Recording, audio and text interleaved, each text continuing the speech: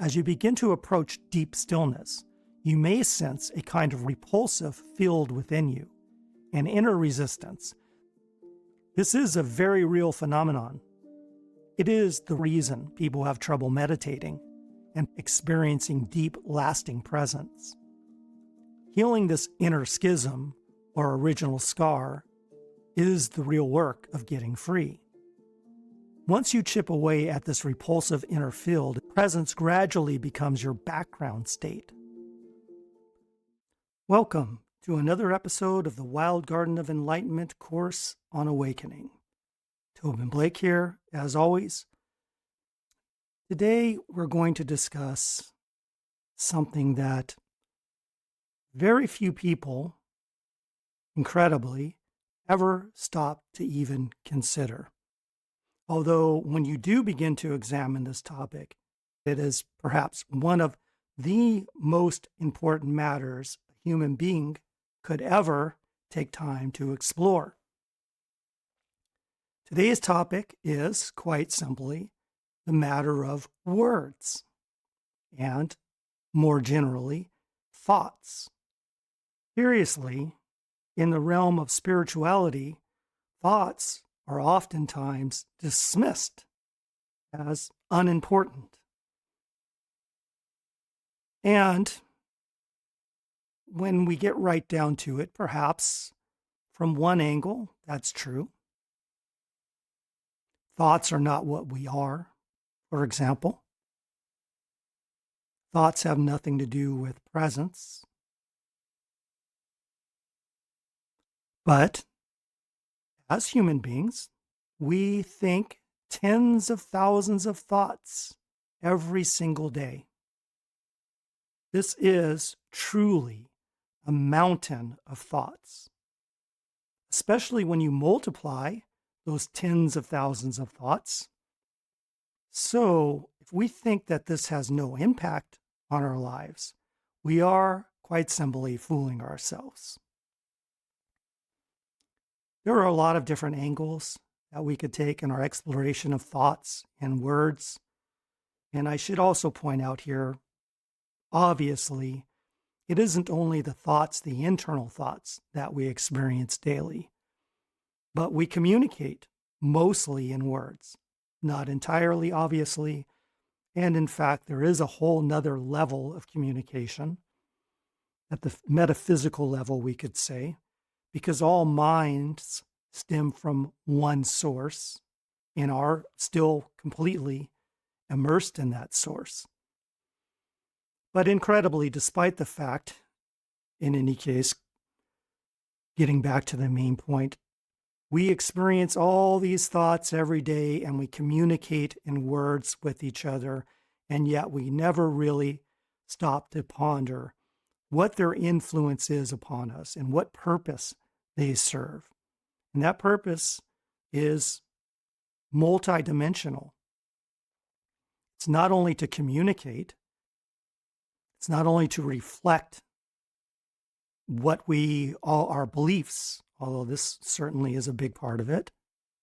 Thoughts serve the purpose of conflict. Thoughts serve the purpose of naming all the individual artifacts, objects that appear to us in time and space, and thereby reinforce our idea that the dualistic vision of the world is real and perhaps even inescapable.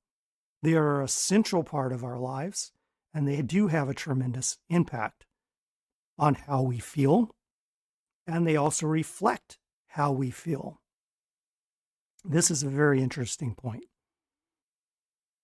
One thing you may not have considered: if you pay very close attention to your mind, your feelings, and your thoughts, you may begin to discover that emotional states precede thoughts.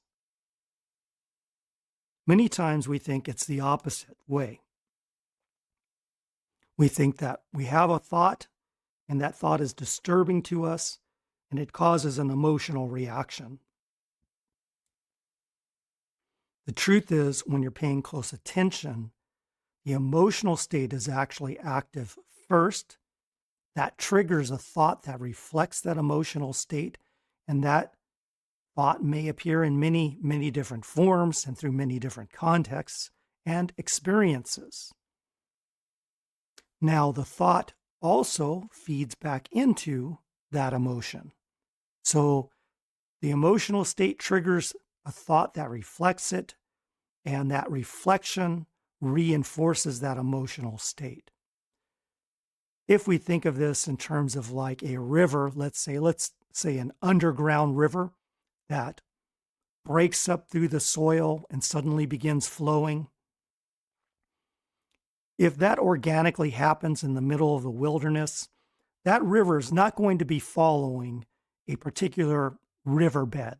Rather, it's more likely to expand across the land in maybe numerous directions, but very gradually, there will be a slight pull, at least, of gravity and of the terrain that leads the river to follow a particular course. And as it does so over time, it begins to carve away that landscape and make it match its own course until it is very ingrained in this. What is happening here with us is we have many things that are going on internally within us, many forces at play in ancient scars since before you were born. And it's not really important ultimately where they individually come from. You might think it is that you have to identify the source of a particular wound and try to fix that. Even in regular life, we might say, oh, I had this really horrible relationship in the past and it caused this damage to me. And now I'm very reactive to something because of that specific incident. More likely, that incident reflected something that was already latently there. And if we go back very deeply, it reflects that original wound. So we really ultimately are going to need to deal with that original wound more than any of these specifics. But getting back to the main point, as we are sifting around in the internal soils of our lives, we encounter these things, and then suddenly we will have some incident that reflects our disturbed insides. I'll give you an example. My ex-wife, at some point in our relationship, we were having really tremendous problems. And there was a deep emotional rift between us. We separated for some time and got back together. And we both had harbored a lot of grievances about some of the things that had occurred between us. Now, at some point, we were driving in the car, and during all this, and by no fault of our own, we were sitting at a red light, and this person, this drunk driver, who's driving at something like they estimated 80 miles per hour or so, came hurling into the rear end of our car. And my wife at that time was 6 months pregnant, and she ended up in the hospital for months following this accident. And we lost the baby as a result of this. So at first, of course, the inclination is to blame this unconscious person. And there was a lot of that, of course, I'm sure. But really, much later in my journey, I realized that there was already this deep emotional damage that we were manifesting and struggling with. and that this incident actually reflected that on a physical level. I know this is extraordinarily difficult for people to accept in your own life, and I don't blame you. I've struggled with it quite a bit myself, but after a lot of experience watching my thoughts and seeing how they arise and seeing how they're suddenly reflected on the outside, unless you pay attention to this cause-effect sequence, you're never going to even realize that the inside experience, the thoughts, I should say, the emotional state and the impact of those uncovering those ancient wounds, that ancient conflict within us, is then reflected in thoughts and also in the circumstances of our outside experience. So our thoughts sort of trap us in a way, because the thoughts will reflect these internal sources of conflict and thereby, like the river does, reinforce the banks of that river.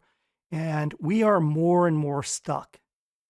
Our thoughts have a huge impact on this, on us feeling stuck and trapped in our ways of seeing things, our ways of relating to other human beings. One other point I should add in here, you might be thinking, well, if all this is true, I really don't want to start digging into that internal landscape and uncover any of this stuff. But the reality of it is, if you remain completely unconscious of it, these things are still going to manifest in your life. You're still going to be in the dregs in terms of your relationships.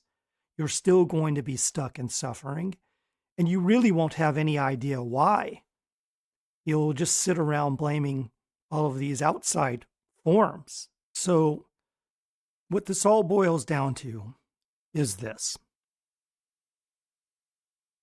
becoming aware of this pattern, this cycle, becoming aware of our thoughts is as important a spiritual activity as anything else we're going to be studying in this course. It's as important as meditation.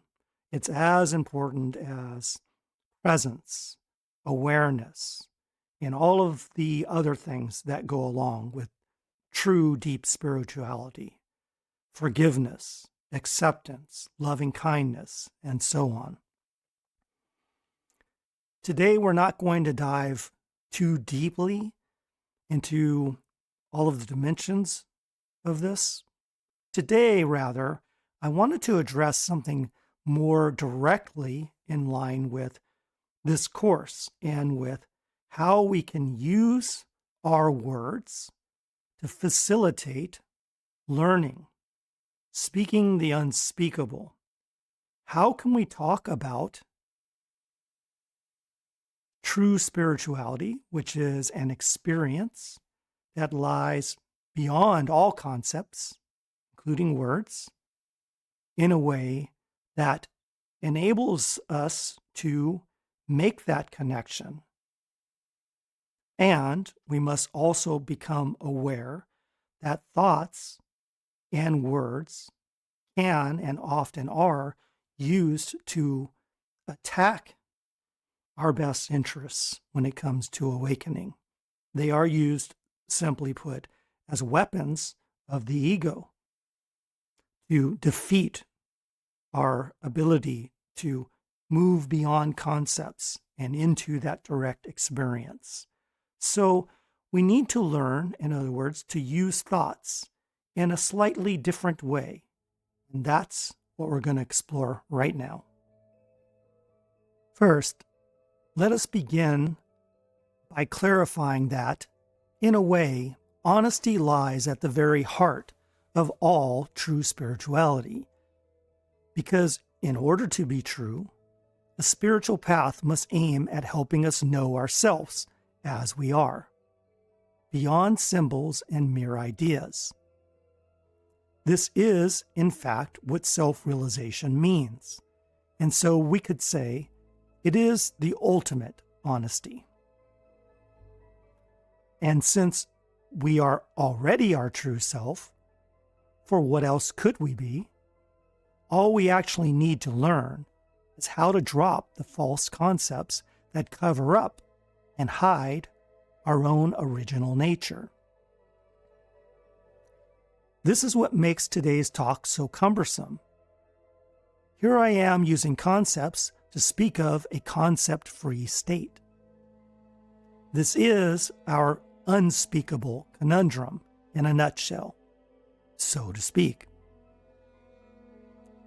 Now, you've probably noticed that the world we live in is a literal embodiment of life as a concrete form, and our language is part of it. As such, the language we use is specifically designed to describe tangible things, events, and emotions related to life in motion, even when a subject seems abstract. Yet, words are mere labels. They have no ability to penetrate the reality of anything. They can only stick to the surface of things and flutter about in the wind. No word can tell you exactly what a human being is, or life, or consciousness, much less the supreme state we call enlightenment. So you might wonder, if words can never define reality, why bother with them at all? Why not just skip to the good part? And, well, in fact, there are rare accounts of beings who seem to have done just that. Yet, they were likely prepared in ways no one around them could understand, or were liberated from delusion by some immense shock. But for most of us, this is not the way awakening unfolds. Our minds have become hardened like concrete upon our particular way of seeing the world over a lifetime of stringent conditioning. Belief and imagination are powerful, and these two forces fuse to enfold us in a makeshift prison that appears quite real and inescapable. Last time, in The Great Hoax, I introduced the idea that the world itself might be thought of as nothing more than an idea. Although I urge you not to blindly accept such an assertion, but rather seek validation through your own sacred odyssey. If it is true, then the world could also be likened to a form of symbolism, just like words. Either way, words and the world are central to our shared human perception.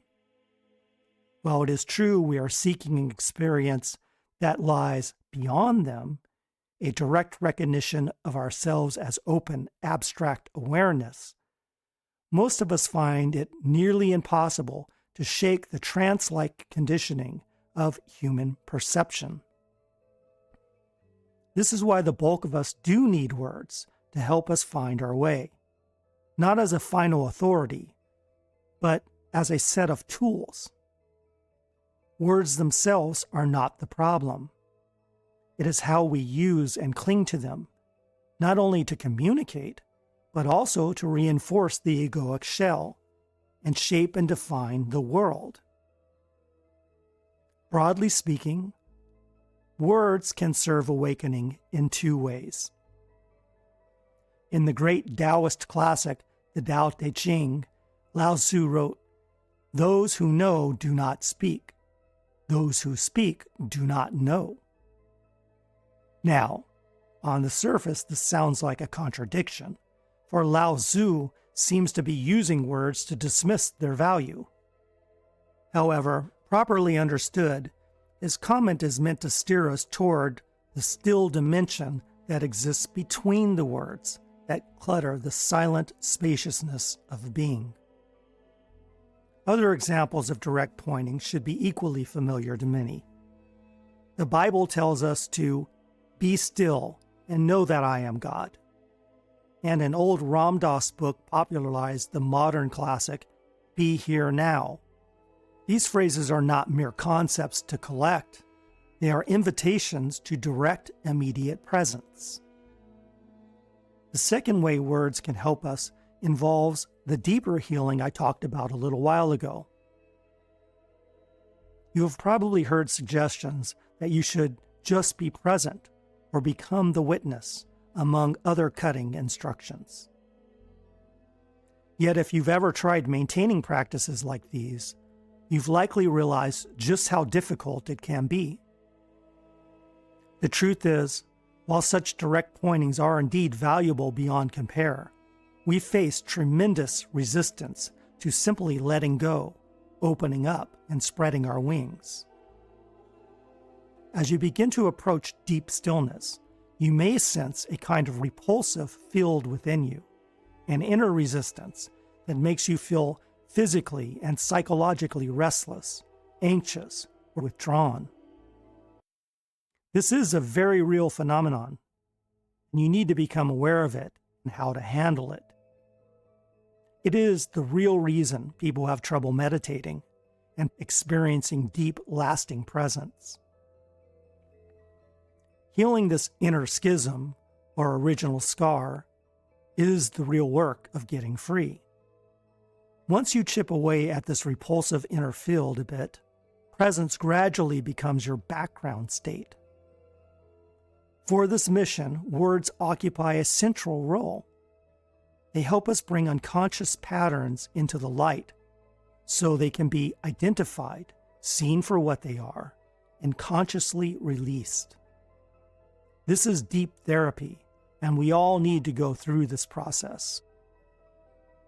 By the way, the ancient wound I'm speaking of here not only limits our ability to meditate deeply, it fuels every form of misery that afflicts us both individually and collectively. I alluded to this earlier. Of course, as I also mentioned before, just as words can act as holy helpers along the way, they can also be turned against it and used as weapons of the ego. The ego, we could say, is a way of looking, a fragmented viewpoint, a system of judgment.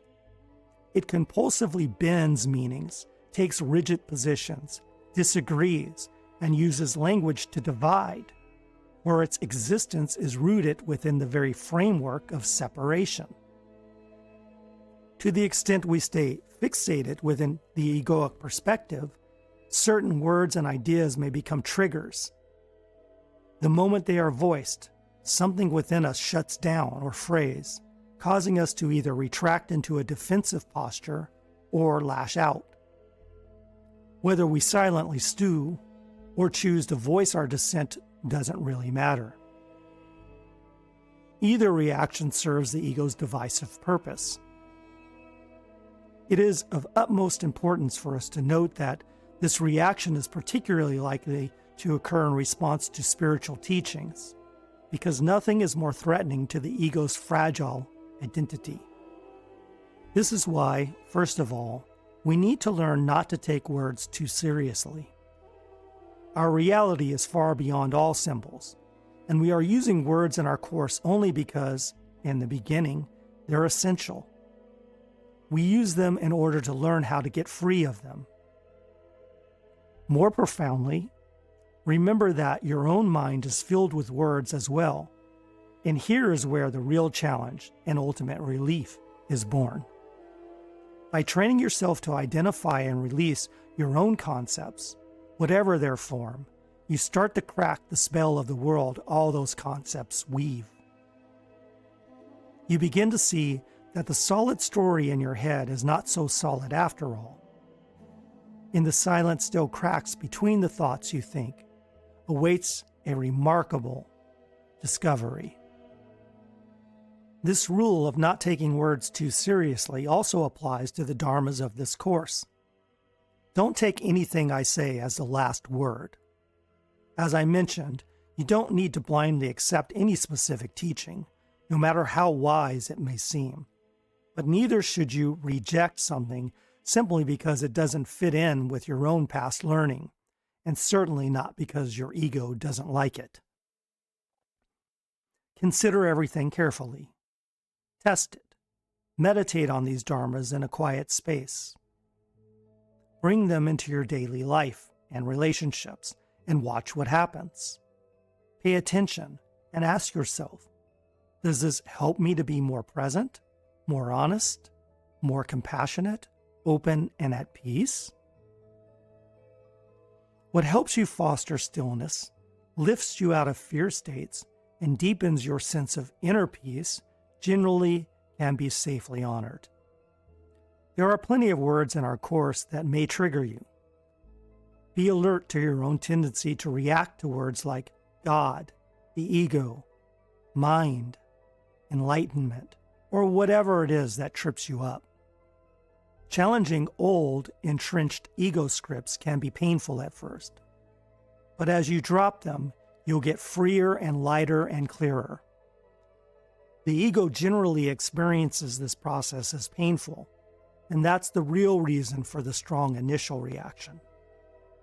Don't forget, the ego loves to argue about words, about other people, circumstances, and most especially about anything having to do with its lack of existence. The sooner you disengage from it, the less reactive you'll be. As you work with these dharmas, I invite you to notice when a word or a particular teaching tightens you. Instead of immediately pushing it away, pause. Take a breath. Ask gently, what exactly in me is being threatened here? Even if you're certain I'm wrong, which could be true, there's no reason to react. You don't have to adopt a teaching if, for whatever reason, it doesn't resonate with you. On the other hand, becoming aware of reactivity is always helpful. The deeper training of awakening is not about getting all the concepts right, so much as learning to be conscious, present, and free of judgment. The specific topic matters much less than being conscious of where our psychological state is locked up and why. Where did the defensiveness come from? Look carefully at it. Often you'll discover a trail of breadcrumbs leading into your past when someone did or said something you didn't like, and that someone might even have been yourself.